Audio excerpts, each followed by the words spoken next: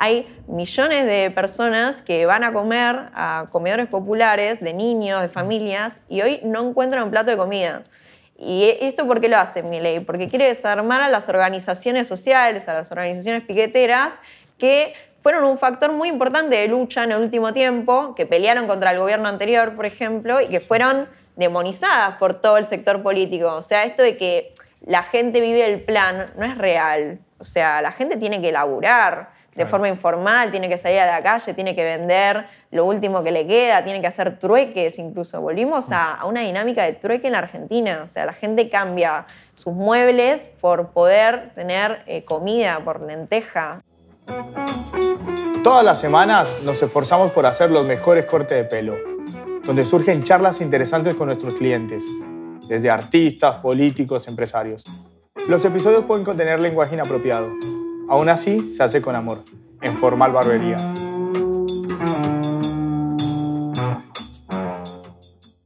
Y en Al Pelo Podcast ya llegamos a nuestra entrega número 10. Gracias por estar bancando este proyecto que nos acerca historias y personajes relevantes en distintas áreas de la sociedad. Por eso hoy compartiremos con la activista política Tatiana Fernández Martí del Partido Obrero.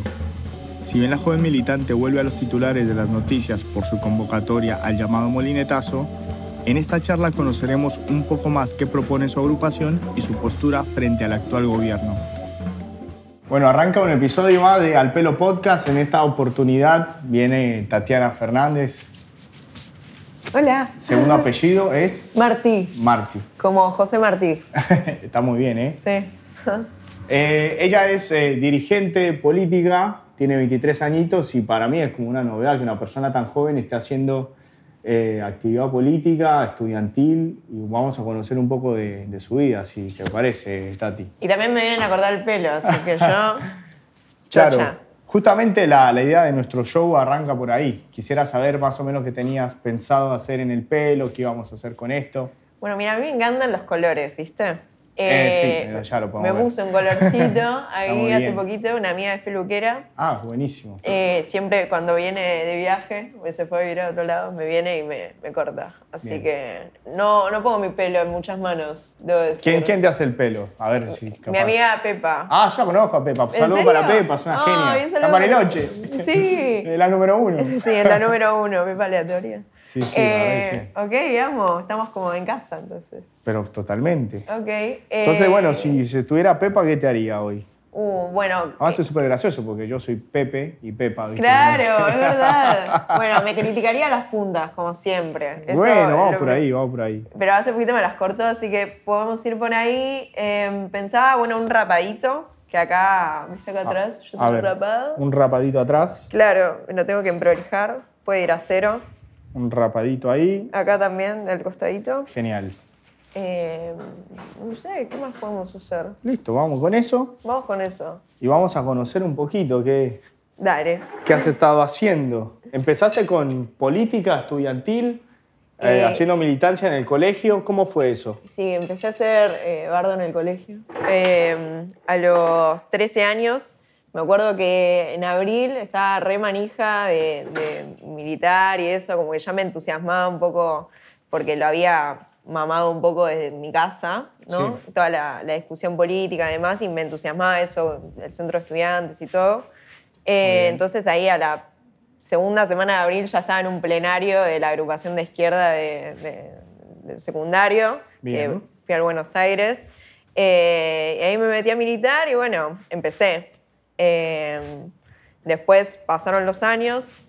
Bueno, fui vocal del centro de estudiantes, después fui presidenta. ¿Cómo es ese gobierno del Nacional Buenos Aires? Es un mundo, ¿viste? Es un mundo aparte. Pero fue muy divertido, aparte porque nos tocaron años, al menos a mi generación, bastante enigmáticos, ¿no? Pero vos eras... o sea, ¿te presentabas a presidente del centro? ¿Cómo era esa? Claro, todos los años, a fin de año, sí, hay elecciones estudiantiles donde se vota, bueno, la conducción del centro de estudiantes. ¿Y vos hacías parte de una agrupación? Claro, una agrupación llamada Octubre, que era la agrupación de izquierda, que era de militantes del Partido Obrero y estudiantes independientes. Muy bien. Entonces, bueno, eso, nos presentamos a elecciones. Me presenté varias veces como candidata y una de esas, bueno, gané. ¿Cuántas veces te presentaste? Y varias, tipo, creo que 4 incluso. Re manija, ¿viste? ¿La cuarta es la vencida? La cuarta es la vencida, sí. ¿Y cómo fue, digamos, o sea, llegaste a ser presidenta del Centro de Estudiantes? Sí. ¿Cómo fue esa campaña? ¿Cómo ganan? ¿Cómo fue el...? Bueno, fue bastante loca porque fue en un contexto bastante particular. Nosotros, bueno, esto que te contaba, ¿no? Como que había habido un proceso del movimiento estudiantil en secundarios bastante intenso. Sí. O sea, veníamos de la ola verde, como pleno auge de la lucha del ¿En qué movimiento año de mujeres. fue eso? Eso fue en el 2018, o sea, veníamos con ese antecedente, ¿no? Después de haber dado esa lucha. Sí. Dentro del colegio también hubo una pelea importante por bueno, la lucha por la educación sexual, por la implementación. Claro. Había habido como un recorrido de, bueno, cuestionar una estructura bastante violenta desde las autoridades, donde, bueno... Como... Claro, se discutía la ESI en ese momento, ¿no? Exacto, sí. Entonces estaba muy a flor de piel, era muy sensible esa cuestión y, bueno, de hecho, nuestra agrupación consistía básicamente en un 90% de chicas, ¿no? O sea, ok. Eso era loco también, la participación de las mujeres, como alzamos la voz, de las diversidades también. Y bueno, ese año, 2019, hubo elecciones nacionales. Fue todo el debate, bueno, estaba Alberto Fernández como candidato a presidente, ¿no? Había como una ilusión de la juventud, ¿no? Claro. Con esto de, bueno, hay que poner de pie a la Argentina nuevamente, que vuela la sábana a la mesa de los argentinos. ¿Y ustedes como bloque en 2018 quién apoyaban? Y nosotros éramos parte del Frente Izquierda, como nos referenciábamos a nivel nacional con eso. Entonces, como que un poco nuestra campaña, en esos momentos donde había mucho entusiasmo con la vuelta del peronismo, sí. Nosotros no éramos peronistas, nosotros somos de izquierda. Entonces planteábamos esta cuestión de que, bueno... ¿Y el candidato quién era de ustedes? En ese año, sí. Recuerdo, creo que en la fórmula Nicolás del Caño, Romina del Pla. Ah, ok. Y ahí lo que nosotros planteábamos era, bueno, en el centro de estudiantes, más allá de quién votes a nivel nacional, sí. Lo importante es poder defender que el centro de estudiantes sea independiente del poder. Genial. O sea, dependiente de las autoridades y el gobierno, que iban a ser del mismo color político. Entonces, como en nuestra campaña fue un poco no le des más poder al poder. Claro. Muy bien, y poder luchar, claro, sí, medio... estaba bueno, tenía rock.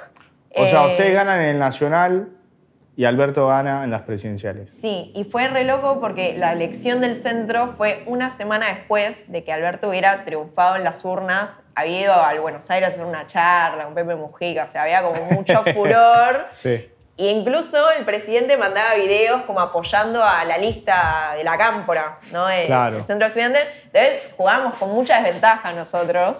Claro. Pero bueno, también nuestro rol en el centro, nuestra actividad ese año y también la lucha que nos caracterizó fue que, bueno, los estudiantes sacaron la conclusión de que, bueno, había que defender un centro independiente de las autoridades y el gobierno. Y ahí gané con esa premisa, ¿viste? Entonces fue loco, o sea... Bueno, pero entonces fuiste la presidenta de la pandemia también. Sí, fui la presidenta de la pandemia, la que le ganó a Alberto en su mejor momento, así que no es dato menor, dato claro, menor. Sí, un puntito atribuido.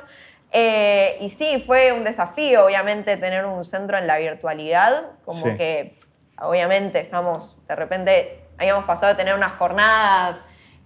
por el 24 de marzo, el 8 de marzo, como que todo un momento así bastante piola de la actividad y después, pum, pandemia, te cierran la escuela, de repente mucha depresión, como incertidumbre, miedo por todo lo que genera el COVID y todo eso. Que bueno, fue un desafío el hecho de también construir un centro que fuera también un espacio de dispersión de los estudiantes, de contención y también... Bueno, fue como constituir una nueva organización a través de las redes, ¿viste? Okay. Entonces teníamos muchas reuniones por Zoom de las comisiones del centro. Había comis de todo, me acuerdo, en la virtualidad. Funcionó bastante bien, al menos sí lo veo. Además sos pionera entonces del gobierno estudiantil virtual. Sí, podría decirse. Me acuerdo que teníamos una comisión de cine, sí. Veíamos películas todas las noches. Muy bien. Los pibes se juntaban ahí, sí, tipo, intercambiaban... Contaban qué les parecía la peli, o sea, salieron bastante cinéfilos de la pandemia. Claro. Y también, bueno, obviamente teníamos otro rol, obviamente más allá de eso, que era, bueno, garantizar la escolaridad de los pibes. O sea, si bien en el Buenos Aires quizás hay una porción más minoritaria de gente de la clase trabajadora, Lo cierto es que había pibes que necesitaban becas, que no tenían colectivos para estudiar, también los docentes, ¿no? Tenían mucho problema porque de repente quizás no tenían los insumos para dar las clases virtuales, como todo eso fue un problema. Y eso se extendió a nivel nacional también. O sea, 1 millón de pibes abandonaron los estudios en el país por no tener acceso a una computadora, el Estado no garantizaba eso. Entonces, fue un desafío también construir la coordinadora de estudiantes, cómo hacer esa movilización, estando tan regimentado, ¿no? Porque no puedes salir de tu casa. Entonces, fue como toda una novedad, un desafío. Bueno, y tuvo resultados bastante trágicos, ¿no? En términos de esto que te decía, el financiamiento de la educación, el problema de la virtualidad, sacó a la luz la brecha social que hay en el país, ¿no? Entre la gente que tiene menos recursos y la que más, y eso te garantizaba poder acceder a estudiar, ¿viste? Entonces, fue bravo. Cuando terminaste, ¿qué estuviste en el centro de estudiantes? ¿1 año, 2 años? Fueron 2 años, pues se extendió el Por la mandato pandemia. porque no había elecciones, claro. Excelente. Sí. Y después de eso, ¿cómo siguió tu carrera militante? Bueno, ahí abandoné, o sea, terminé el secundario. Sí. Empecé a hacer el CBC para historia y para abogacía. Tuve una crisis vocacional en la pandemia en el medio, claramente, entonces no me decidía y dije, bueno, vamos a hacer los dos y vemos cómo sale. ¿Y Por actualmente ahora va estás bien. en eso? Actualmente estoy en eso, claro. En ambas carreras. O sea, Sí. actualmente haces 2 carreras. Me enamoraron ambas. Está muy bien. Con lo suyo, con sus Haces 2 particularidades. carreras, militancia. ¿Y te queda tiempo para otra cosa? Sí, hago teatro también. Me estuvieron diciendo que soy actriz kirchnerista. No soy kirchnerista, pero soy actriz. Pero hablaba en los medios el otro día como militante y como trabajadora, no porque fuera algo actuado. Está muy bien. Bueno, te hiciste muy conocida también en recortes o en notas mediáticas y eso. ¿Cómo fue el primer comienzo con eso? ¿Cómo fue que empezaste a llegar a la tele? ¿Qué fue lo primero por lo que dijeron los periodistas? Che, te tenemos que entrevistar, tenemos que saber de vos y cómo llegaste a la esfera pública. Bueno, hace un tiempo que voy rondando ahí, tengo un par de apariciones en la tele, capaz, bueno, porque esto me tocaba ser presidenta del centro estudiante, entonces ¿Te consultaban? Claro, me consultaban. Tuve una entrevista en Intratables que se hizo un meme porque... ¿Por qué? Bardeé el pelo de Milei. ¿En serio? Yo defiendo que tengo el pelo mejor que Milei, pero bueno, está bien. Lo dejo al criterio de todos. Era un comentario irónico, pero bueno, se viralizó. Pero más allá de eso, que es anecdótico, bueno, creo las últimas semanas fue todo un boom. Más que nada la acción que impulsamos desde el movimiento estudiantil, desde Unidos por la Cultura, asambleas barriales, distintos colectivos en lucha, el molinetazo. Ahí, bueno, básicamente frente a que... ¿Qué fue el molinetazo? Bueno, fue una acción pacífica y artística, ¿no? Que armaban estos colectivos en lucha un poco para visibilizar algo que no inventamos, sino que es algo que hace todo el mundo actualmente, que es que se cuela en el tren, en el subte. Claro, pero explícamela un poquito mejor. ¿Eso fue este año? Eso fue este año, sí. ¿Por qué se dio el molinetazo? Y porque hace... ¿Ustedes lo plantearon como bloque? ¿Es una idea tuya? ¿Vos fuiste? ¿Te manifestaste? ¿Cómo? Yo, obviamente, acompañaba esa acción. ¿Tenés tus compas de militancia? Sí, y de molinetazos. Sí. No, la construimos de distintos espacios, ¿no? Fue una actividad que nació en la Comisión de Estudiantil de Unidos por la Cultura. También otros compañeros ya veníamos pensando un poco que era un fenómeno esto que estaba pasando, ¿no? Sí. Entonces, poder armar una acción en concreto, armar una convocatoria, iba a darle fuerza a un reclamo popular, que hoy se está sintiendo mucho porque hay un aumento de las tarifas del 500%, o sea, los servicios a nivel general que plantea Milei, ¿no? O sea, ahora va a subir la luz, el gas y encima el transporte. Y de repente viendo los números, bueno, no es compatible con un salario de 180.000 pesos de salario mínimo, que va a ser ahora en marzo, después el mes que viene a 202.000. O sea, realmente es muy brutal el golpe al salario y al bolsillo de la gente que está ejecutando este gobierno. Mientras, bueno, ellos aumentan el salario, ¿viste? Como ahora está toda la polémica de que Milei se aumentó 50% su salario, que no es menor, porque pasaría a cobrar 6 millones de pesos, ¿no? Son 20 salarios mínimos. Y el pobre laburante gana 200 lucas. Claro.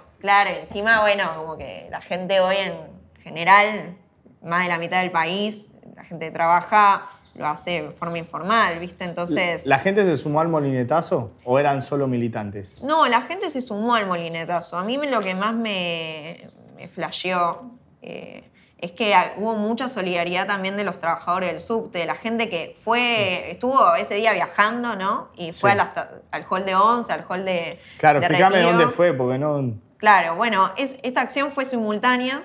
fue en varios puntos. Exacto, le hicimos el movimiento estudiantil, concentró en el hall de 11, pero se hizo también en Constitución, en Retiro, en otros puntos, y tuvo mucha repercusión, bueno, porque también se viralizó en las redes distintos videos de estudiantes que convocábamos a la acción. Sí. Entonces creo que eso obviamente acompañó.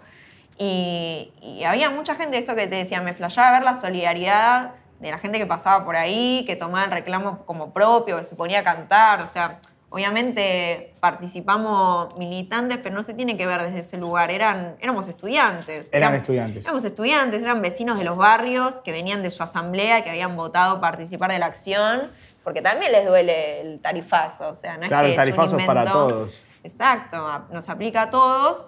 Y bueno, desde los estudiantes lo tomamos más como con una impronta propia también, porque ya la semana que viene arrancan las clases en un montón de facultades. Claro. Las universidades realmente están en una situación de alerta porque están congelando el presupuesto universitario. Okay. O sea, te voy a hacer una pequeña interrupción que tiene que ver con el trabajo que estoy haciendo yo. Sí. ¿El fleco cómo lo querés? ¿Lo querés un poco más corto o lo querés muy corto? Córtamelo un poquito de los costaditos. ¿Dónde lo querés? No sé si flequillo alert, tipo así, Claro. rolinga no, pero capaz uno cortadito por acá. ¿Sí? Ok, está bien. ¿La ves? ¿Hay un estereotipo de la mano del feminismo y el flequillo? ¿Eso existe o es...? Sí, yo veo que me tirotean eso bastante en las redes, porque yo antes tenía un flequillo y, bueno, muchos colores, entonces como que quedé con el flequillo. Y bueno, no, o sea, supérenlo, puedo no tener flequillo, o sea, también, y seguir diciendo lo que pienso, ¿viste? O sea, como que me dicen, no, te sacaste el flequillo, y bueno, la gente te sacaste cambia. el flequillo, te sacaste el poder. Claro, loco, ¿qué onda? No. Está muy bien. Pero los colores los conservo a veces. Bueno. Ahora volví a los colores. Bueno, entonces, ¿pensás que hoy la clase política está alejada de la gente y ustedes con acciones como el molinetazo la están haciendo parte de la problemática, están visibilizando? Bueno, sin duda la casta política está por fuera de la gente. O sea, hay una casta. Hay una casta, obvio. Okay. Eso no es algo que inventó Milei. ¿Milei es casta? Milei es casta. Okay. Se aumenta el sueldo un 50%. La gente se cae de hambre. Está gobernando hoy para las multinacionales. Es como... fuerte con los débiles y con los poderosos, los multimillonarios. Lo de las multinacionales, mimoso. O sea, tiene... Bueno, con Trump, medio que casi de rodillas el otro día. Yo lo amo, él me ama a mí. Claro, mi presidente. Bueno, para un poco. Hasta le dijo el tipo, che, pará. Claro. Pero Milei, obviamente, y creo que también él ganó por un descontento popular con los gobiernos del último tiempo, que hablan de ascenso en derechos, de que poner a la Argentina de pie, que vuelva a la mesa de los argentinos. Después la gente, obvio, te dice, ¿qué derechos? O sea, claro. ¿Qué derechos tengo si no puedo...? Y vos decís que el Partido Obrero está un poco más involucrado en estas problemáticas de frente. Sí, a ver, nuestra militancia no está compuesta por empresarios. Nuestra militancia es de trabajadores, de gente que vive en las villas, en los barrios populares, de enfermeros, de trabajadores del subte, de docentes, ¿no? De estudiantes. Somos parte de eso. Ahora, el planteo que hacemos, ¿no? Es que claramente en este último tiempo la gente generó un resentimiento y mucha bronca con los políticos, con la política a nivel general, también porque no tenía ninguna representación que lo organizara. Digo, a ver, el ataque a la universidad no viene desde ahora, viene hace un montón de tiempo. Sí. Lo mismo con el salario. El salario se viene licuando más de un 90% en los últimos 10 años. Entonces, hay un sector que dice, bueno, ¿y ustedes qué onda? ¿Hace 4 años no estaban? Nosotros sí, estábamos en la calle cuando la gente demonizaba al pueblo obrero, cuando demonizaba la lucha de ese sector que reclama justamente por tener un plato de comida, por tener trabajo genuino, pero a la vez nosotros coincidimos en esa crítica. La CGT no estaba.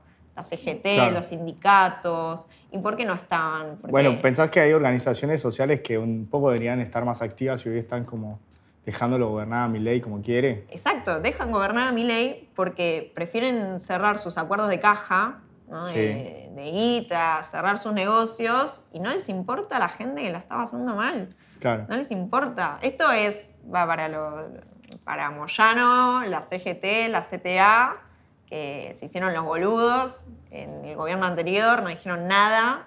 Y va también para las corrientes que son opositoras, ¿no? Y tienen mayoría, tienen gobernaciones, como bueno, el peronismo, el radicalismo, Sí. que en concreto hoy están especulando a ver hasta dónde lo acompañan a Milei. Hasta hoy lo están dejando gobernar, ¿no? Porque esto no se aguanta. Lo están dejando gobernar. ¿Vos pensás que hay alguna política desde el espectro Milei que sea positiva? ¿Hay algo que estés haciendo bien o para vos está haciendo todo mal? Para mí está haciendo todo mal. Desde que arrancó, el día siguiente de asumir, dijo, bueno, vamos contra el aborto.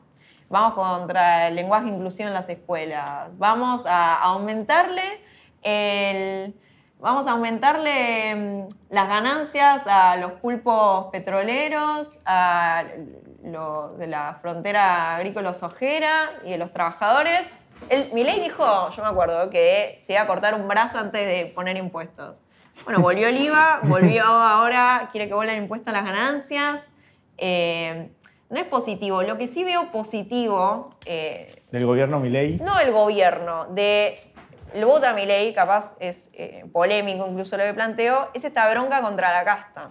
Bueno, obviamente Milei los traicionó porque usó también a su favor un descontento con los gobiernos del último tiempo para poder sacar un gran porcentaje en las elecciones y ganar. Claro. Y creo que ese descontento, al menos, y viendo también cómo este gobierno se desenvuelve con crisis, ¿no? O sea, por ejemplo, no pudo aprobar la ley Ómnibus finalmente porque es un gobierno que tiene mucha debilidad política y que necesita de la oposición para poder pasar.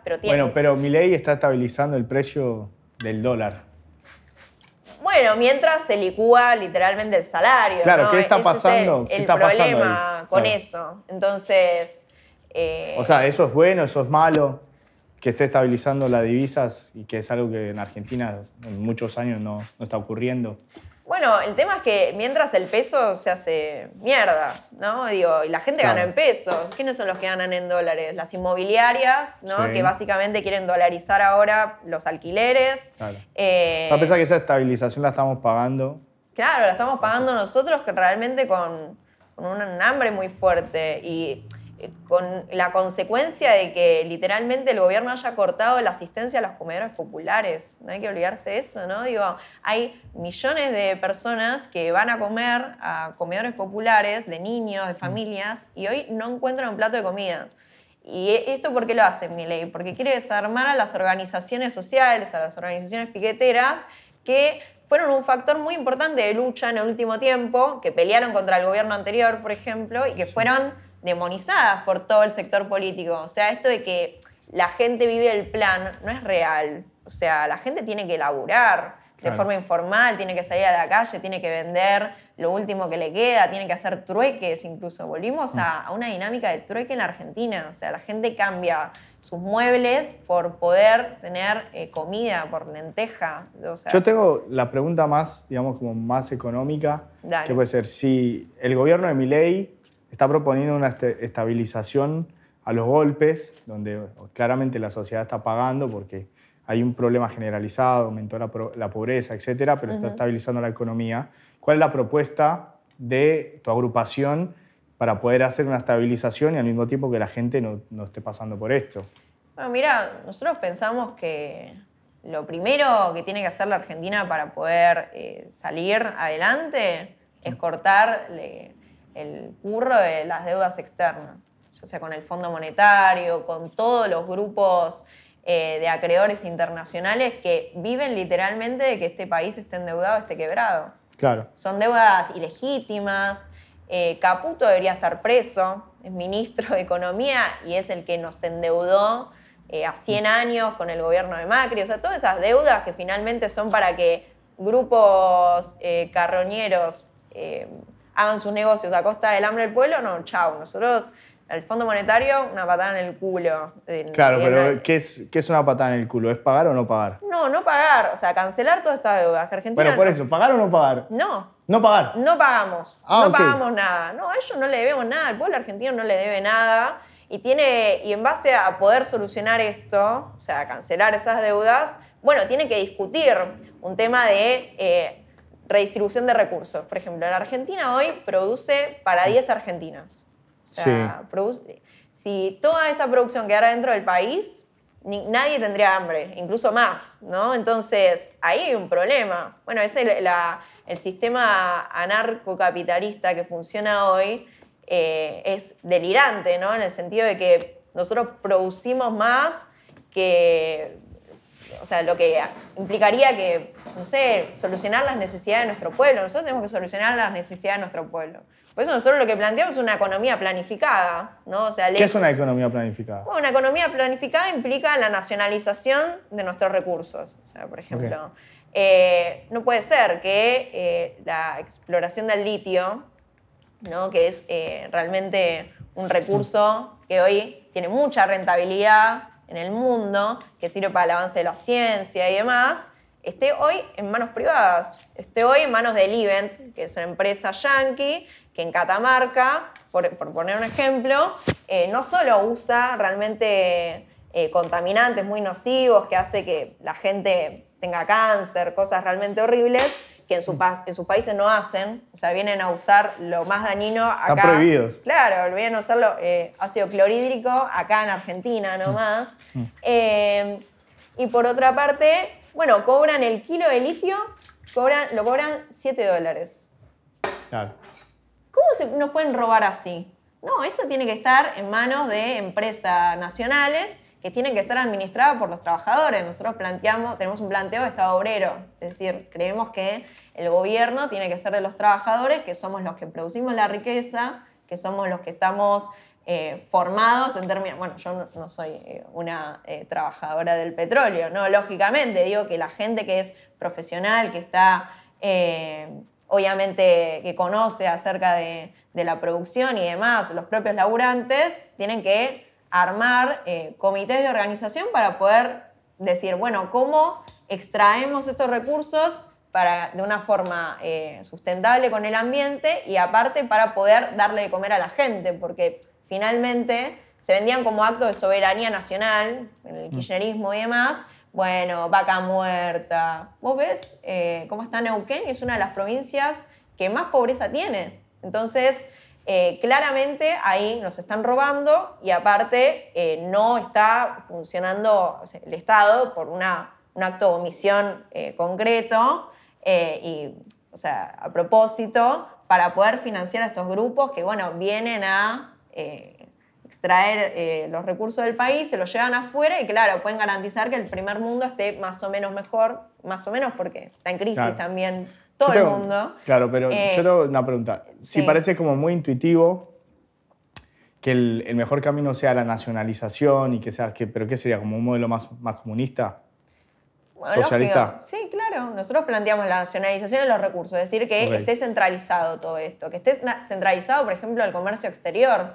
Hoy prácticamente no tenemos noción acerca de la recaudación que tienen las empresas, que sobrefacturan, que subfacturan y que por lo tanto pagan realmente regalías mínimas a las provincias mientras las financian. Bueno, eso tiene que estar nacionalizado para nosotros. ¿Tiene que haber coparticipación o cada provincia tiene que manejar sus recursos y administrarlos? ¿Cómo sería el modelo que propone esta coalición? Bueno, tiene que haber un presupuesto centralizado, ¿no? Y que se destinen los recursos según las necesidades propias de cada provincia. Eso es lo que planteamos, ¿no? O sea, tiene que ser centralizado, hay que estatizar cosas. Exacto. Pero bueno, es el problema que tal vez creo que mucha gente estaría muy de acuerdo de eso, pero lo que no podríamos entender es el cómo. Porque si vos haces eso, te cuesta un montón de guita y también, o sea, como que el modelo no obedece. Por eso es que la libertad avanza fue como un poco muy atractiva para el elector y decidió decir, bueno, no, capaz lo que nos va a resolver la vida es la apertura. Bueno, el tema es que la guita está en el país. Pasa que se la fugan en paraísos fiscales, ¿no? O sea, ese es el verdadero problema del país. Bueno, pero se es lo fugan que nuestros decía, es lo que dijo Milei. O sea, Milei incluso atacó a Caputo en campaña. Claro, y ahora es un ministro de Economía. Es un ministro de Economía, pero bueno, él, digamos, tiene una línea de pensamiento entonces parecida. Hay que tratar de no fugar, de mejor manejo de los recursos públicos, pero en una línea un poco más de dejen pasar, dejen hacer, no descentralizar. Bueno, ¿Pensás claro. que el Estado puede manejar todos los recursos y va a ser mucho mejor? ¿Qué haces con la corrupción? ¿Entendés? Bueno, si tenés este es el una Estado. estructura más grande, claro, un Sí. Estado más grande también es más vulnerable a más corrupción. Bueno, claro, pero nosotros planteamos otro tipo de organización social. ¿Cuál o sea, que el gobierno o el Estado, primero nosotros, nuestro horizonte es la abolición del Estado. Nosotros somos los más anti-Estado, si ponemos ese término. Para, no entiendo, o sea, ustedes quieren centralizar, pero ¿quieren ser antiestado? No, bueno, eso es un horizonte. Es decir, creemos que en una transición, ¿no? Un gobierno que esté administrado por las mayorías populares, claramente tiene que haber una experiencia, un Estado obrero, que esté organizado a partir de organizaciones propias de los trabajadores, o sea, propios comités, ¿no? De discusión, de distribución de los recursos, así como fue en su momento las experiencias de distintos gobiernos de trabajadores a lo largo de la historia. Esto no es algo que se nos está ocurriendo ahora. A ver, no, claro. dame unos ejemplos de gobiernos trabajadores. Bueno, la revolución bolchevique, ¿no? Es decir, cuando cuando hubo una transición, hubo una revolución, ¿no? Que le sacó los medios de producción a los grupos precapitalistas, incluso porque era una sociedad pseudo-feudal, ¿no? Sí. Rusia. Sí. Bueno, hubo una expropiación de los medios de producción, fue de una forma centralizada, es decir, funcionaban soviets, funcionaban distintos prototipos de estados obreros en los cuales había una administración, es decir, había comités, había delegados. Bueno, pero en esa administración también se murió mucha gente se murió de hambre y también, digamos, defendiendo la transición, que sería exactamente lo que está diciendo ahora Milei. La estamos pasando todos mal porque en un futuro la vamos a pasar mejor. No sería como una línea muy parecida. No, porque Milei Claro. ¿Cómo le garantizás a la gente? Bueno, el tema es que hoy, ¿qué implicó el triunfo del capitalismo hoy en todo el mundo? Bueno, estos desastres que hay actualmente. Guerras, tenemos masacres, tenemos hasta las potencias del mundo totalmente endeudadas. Estados Unidos tiene inflación, cosa que no pasaban. Hay crisis habitacional. Es decir, hay que discutir una redistribución de recursos, evidentemente. Y eso es porque hay claramente problemas, o sea, intereses contrapuestos entre la misma clase capitalista que no saben, o sea, que nos está llevando a todos a una catástrofe social. Por eso, pero si un cambio de modelo es... Necesitamos un cambio de modelo. Claro, pero si en el mundo. cambio hay estos problemas, por ejemplo, como lo que está pasando actualmente, que el salario no alcanza, ¿cómo lo atacás eso? Bueno, por eso, primero haciendo impuestos a estos tipos, ¿no? A los grupos empresarios. Ellos no pagan un peso. Ellos tienen que pagar. Y nosotros tenemos que organizarnos para que estos tipos no se la sigan llevando en pala mientras la gente se muere de hambre. Entonces tenemos que discutir, por ejemplo, que haya expropiación de tierras, que hoy se las enajenan grupos económicos para construir megatorres, por ejemplo. Bueno, construyamos viviendas populares, ¿no? Para ponerte casos en concreto. Incluso Claro. Berlín, por ejemplo, está discutiendo la expropiación de tierras estatales para que haya vivienda porque hay una crisis habitacional tremenda. Bueno, eso tenemos que ponerlo en discusión en la Argentina, ¿no? Para ir en casos concretos. Igual es distinto porque allá la tierra está concentrada, o sea, cuantitativamente está mucho más concentrada que acá. Si hablas, por ejemplo, de la propiedad privada, de departamentos y demás, creo que hay más dueños, digamos, independientes, como un jubilado que tiene un departamento, vive de él, no es como allá que capaz un grupo inmobiliario tiene, no sé, 100 departamentos y los acomoda y modifica el precio del mercado. Pues yo tengo como una pregunta, Sí. dos preguntas. A ver. ¿Esto va muy rapado? Esto que a se vea cero. la piel, A cero, cero listo, quiero. vamos a Sí, cero. vamos a cero. O sea, hoy no hay flequillo, súper corto, pero va a cero. Sí. Vamos a Va. hacer algo Mandale cumbia. algo violento. Y lo otro que te quería preguntar era, Dale. bueno, si el espacio propone algo tan bueno, tal vez un poco, para mí complicado, o sea, no me entra en la cabeza que se pueda redistribuir y que todo salga tan bien y que para mí es un quilombo. Va a ser un quilombo, pero Claro.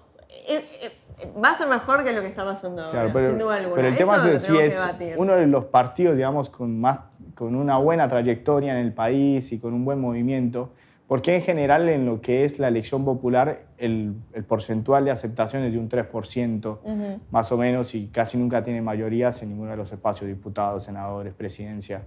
¿Por qué se da el fenómeno? Y en, digamos, una línea de comparación con Milei, que vino y propuso una cosa súper nueva y en 3, 4 años cambió todo y llegó a la presidencia. O sea, ¿cómo podemos decir que la gente está de acuerdo con este tipo de redistribución y de centralizar el poder en el Estado si no, la gente no lo quiere? Bueno, no es que la gente no lo quiere.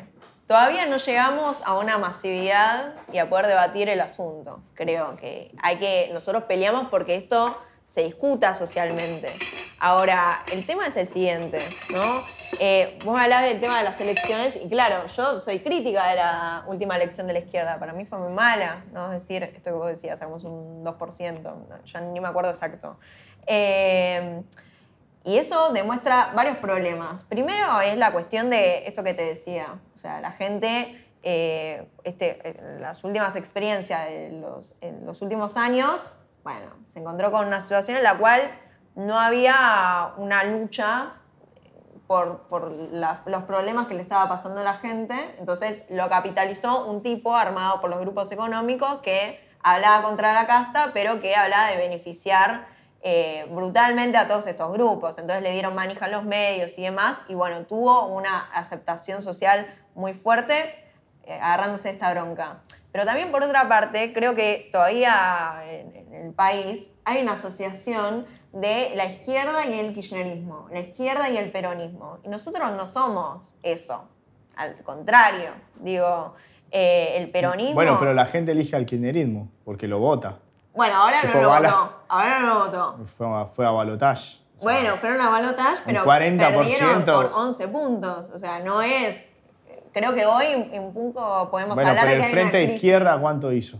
No, por eso digo, el Frente Izquierda tuvo una mala elección, a esto es lo que voy. Okay. Justamente, al menos entiendo yo, por estas cuestiones, ¿no? O sea, primero, porque no hubo una pelea en curso en la cual la gente dijera, bueno, el camino es la organización para enfrentar al Estado y no, confiar en este tipo que habla contra la casta y dijo, bueno, yo voy a darle más derechos a los trabajadores, me corto un brazo antes de poner impuestos. Gente compró ese discurso a partir de que, bueno, prima hoy la individualidad, ¿no? Sí. En momentos de crisis hay como la gente dice, bueno, me corto solo, me salvo solo, lo que sea. Y nosotros planteamos que, por el contrario, la gente tiene que salir a organizar para enfrentar al gobierno. Y eso es en la calle, ¿no? Digo, las principales conquistas de la gente son en la calle. Entonces, cuando uno abandona eso, en la política no hay vacíos, entonces, bueno, lo copan otros sectores que con estos discursos lavados y demás tienen una aceptación. Eso por un lado. Y por otra parte también esto que te decía, la asociación que hay de la izquierda y el peronismo. Porque se encargaron en el último tiempo el peronismo de mostrar este tinte más progresista, si se quiere, que no es compatible con lo que verdaderamente son. Digo, hoy Cristina decía de forma honesta, el peronismo no es progresismo. Incluso hablaba de que Milei le dieron manija porque creció y se fue de control el movimiento feminista. O sea, finalmente el peronismo es una fuerza política que, lejos de defender los intereses de los trabajadores, ellos están jugados a fondo en defender una estructura social. Y eso los lleva, obviamente, a apoyar, a intentar incluso amoldar su discurso a lo que pega hoy según los grupos económicos. Hoy Cristina Fernández de Kirchner habla de reforma laboral, que es lo mismo que quiere traer Milei, ¿no? En concreto. Claro. Digo, quieren hablar de esto y cualquier actualización o reforma laboral va a generar más problemas para los laburantes. O sea, va a eliminar las indemnizaciones, quieren que no se paguen aportes patronales, que, o sea, la gente no tiene derecho a una obra social. Son cosas que no podemos permitir, que se vuelvan las condiciones laborales al siglo pasado, ¿no? Es algo contra lo que tenemos que luchar. Entonces, esta asociación fue muy dañina para la izquierda y nosotros creemos que tenemos que darle otra impronta. Separarse. Darle otra impronta. Ustedes son Frente Izquierda Sí. y la agrupación, que es el Partido Obrero, Sí. y eso no es kirchnerismo. No. Che, te voy a robar unos segundos porque va a pasar la máquina y hace ruido, así que... Dale. Una pequeña interrupción. Bien. Entonces esto juega ahí, así a cero. Juega a cero, sí. Está perfecto. Me gusta porque además como no soy muy constante, entonces como que me rapo así después A mí me gusta. meses.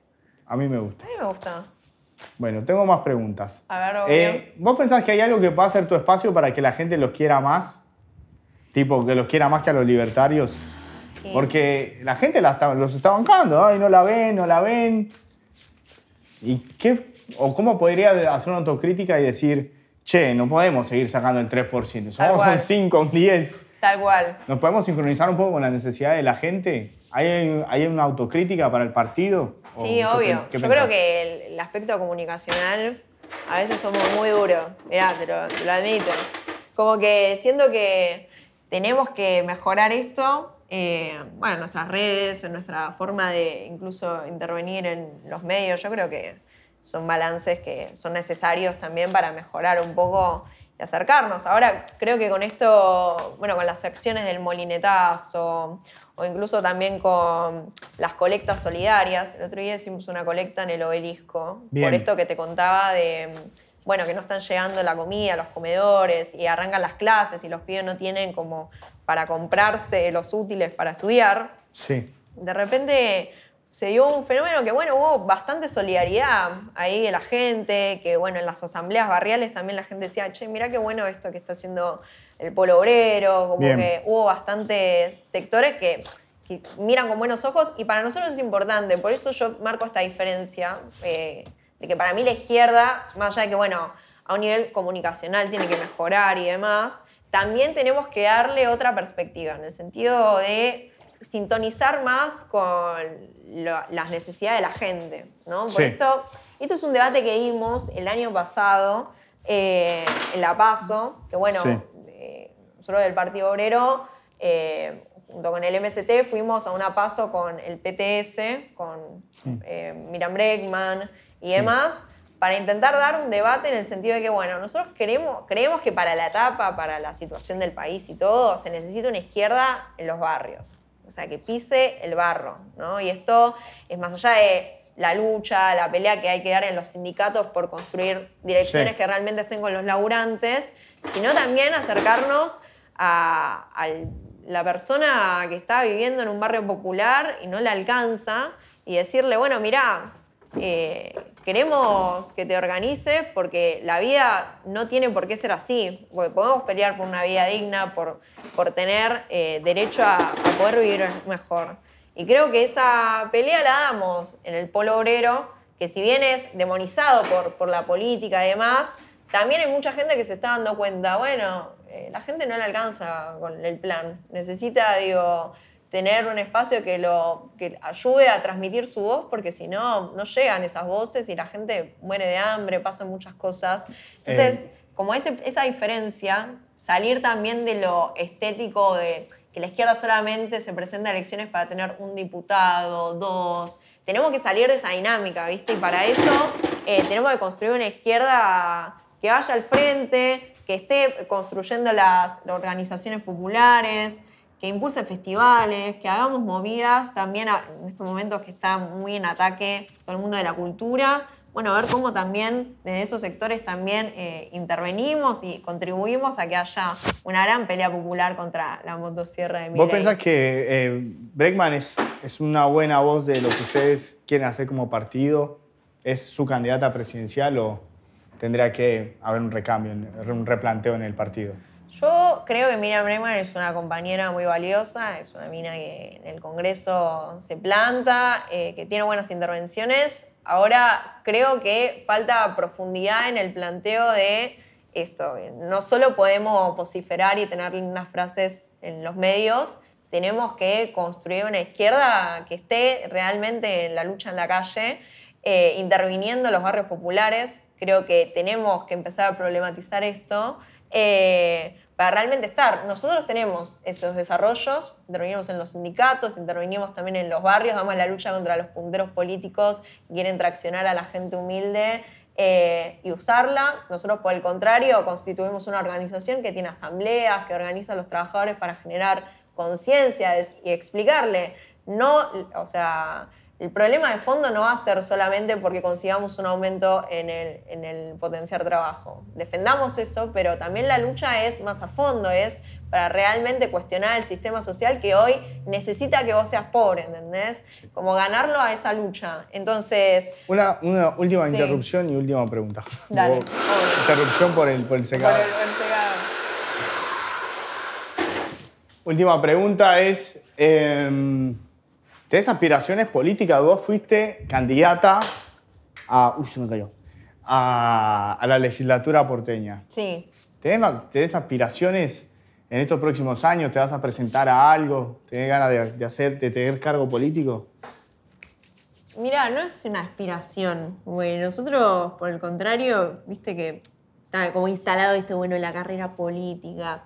A mí me dijeron mis compañeros, porque dijeron, bueno, necesitamos una voz de la juventud que esté en las listas del Partido Obrero, te queremos votar a vos, bueno, te vemos como buena referente. Y a mí me llena orgullo eso, obvio. Y estoy dispuesta a dar esa batalla en los espacios que sean.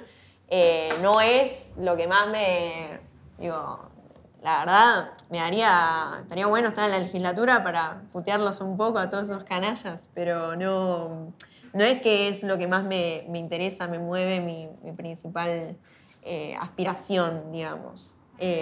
También porque en la legislatura, en estos espacios, realmente uno es importante intervenir ahí y dar la lucha, pero es cierto que si no acompañado con movilizaciones afuera, no se consiguen muchas cosas en los parlamentos, en la legislatura.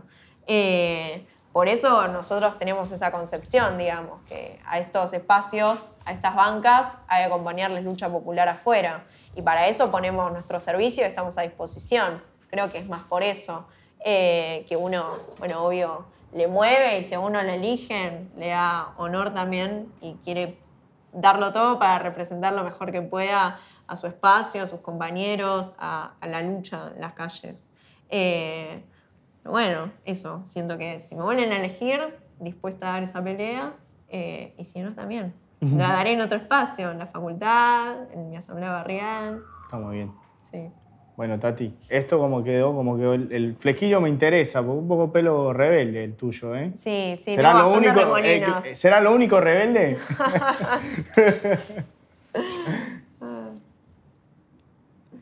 Tengan ahí un poquito. Bueno, me gusta, ¿no, Luke? O si querés, acomodátelo vos, tirarle un manotazo. Sí. Ahí, a ver. Claro, eso. Ahí. Eso era lo que no podía descifrar. Ahí va. Bueno, Tati, muchas gracias por venir al Pelo Podcast. Bueno, gracias a ustedes. Gracias por el look. Gracias por quedarse hasta el final. Para obtener más información sobre los capítulos del show, puedes contactar en Instagram @pepshc. Este episodio llega a ustedes gracias a la dirección y montaje de Malena Zambrani, grabación y edición de audio de Juan Pablo Livingston, producido por Ignacio García Allende y presentado por mí, por Peps, en Formal Barbería, en Buenos Aires, Argentina.